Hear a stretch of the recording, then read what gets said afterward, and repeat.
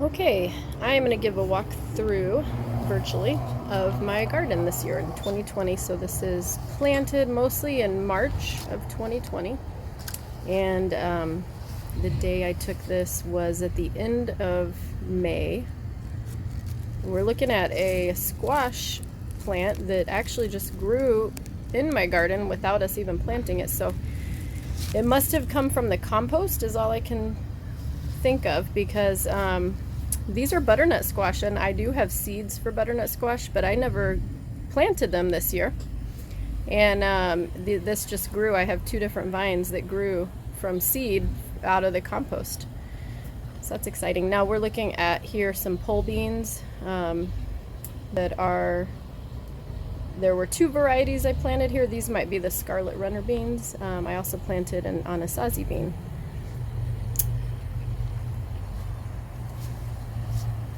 So this is still the butternut squash that you're looking at, the vines. Pepper, these are carrots that were planted actually in the fall of last year.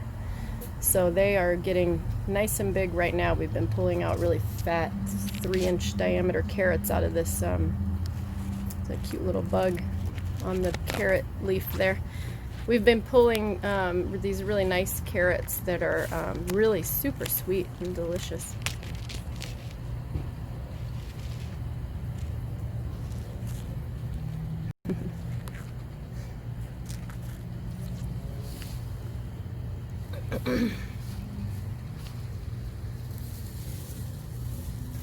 There's a beet. I planted a few beets, onions, a couple other things in with the carrots just to see what would happen.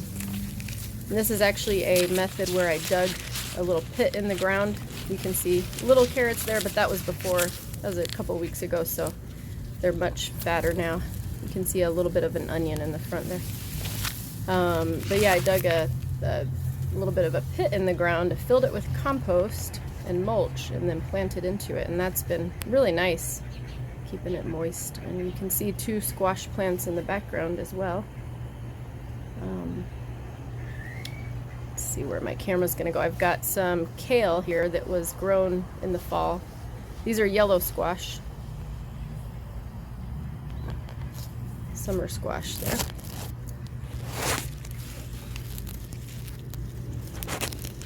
And I've been harvesting about, say 4, maybe around 4 of those, 4 a day between my green zucchini and my yellow squash. So tomatoes. We have several varieties of tomatoes here. I think this is a beefsteak tomato. And the ones on the bottom, interesting, these are not cherry tomatoes, this is a beefsteak tomato, but the ones on the bottom grew just very small and ripened. We went ahead and picked those, but then the ones near the top have a nice big tomato on them. And these are my zucchini plants. So between these zucchini and the yellow squash, I have been harvesting 4 or 5 a day, quite a few. We're dehydrating them, making lots of recipes with them, and sharing. And watermelons.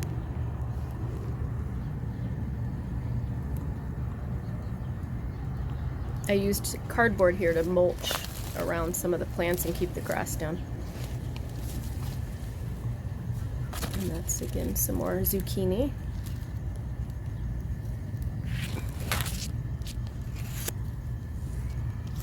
Okay, this is my Three Sisters garden, which is corn, and each corn plant has a bean plant growing up it. You can see a little bean wrapping around right there. And then in between the beans and corn, we have pumpkins growing. So the squash goes all throughout and shades the plants. Of course, the corn are so tall now, they produce their own shade. The beans are pole beans, so they will climb up the corn, and the beans also supply nitrogen. And the corn supplies a support system for the beans to grow on.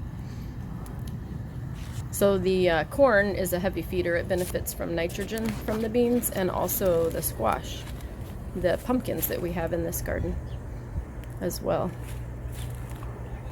Now this was actually filmed a couple weeks ago from when I'm speaking, and our corn now is at least 6 or 7 feet tall, and they're already producing silks and tassels, and we're making sure they're all getting pollinated. So I'll have to do an update.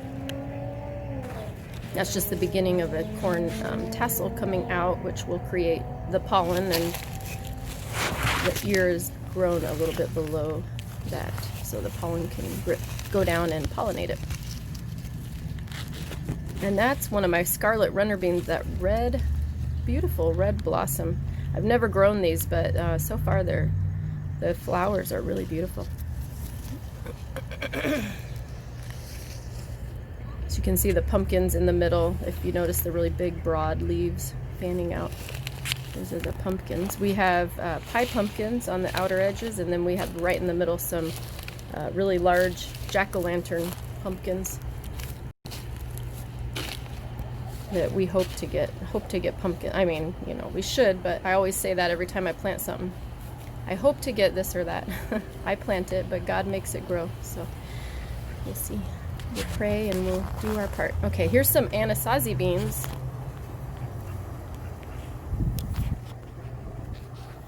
And I have a pepper plant on the right hand side of it. I'm trying to show the flowers there.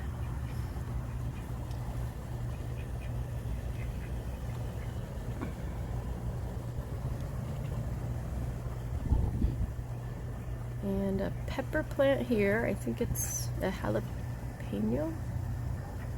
Trying to remember. Yeah, that's the jalapeno. Oh, that's that other plant. This is another pepper plant, but I don't know if you saw. This is a bell pepper. There was an interesting plant back here. Another one that just grew out of our compost. These are some more Anasazi beans, a pepper plant. I planted some lettuce back in the background there to keep it cool behind the shade of the other plants. And we're back now to the butternut squash, those big beautiful blossoms. That's before they've opened up in the morning.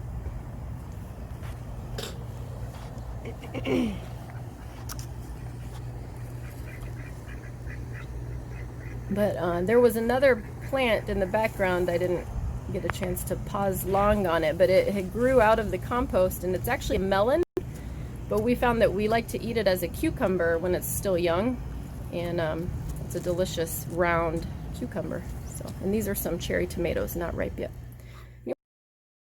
Okay, so yeah, I just wanted to give you guys a quick tour of what we have going on in our backyard and show you what's possible just in a small area of a yard. We're right here in the middle of Phoenix, and we'll be doing some more garden tours and updates, so subscribe and follow and like our videos, and we'll have some more for you soon. Bye-bye.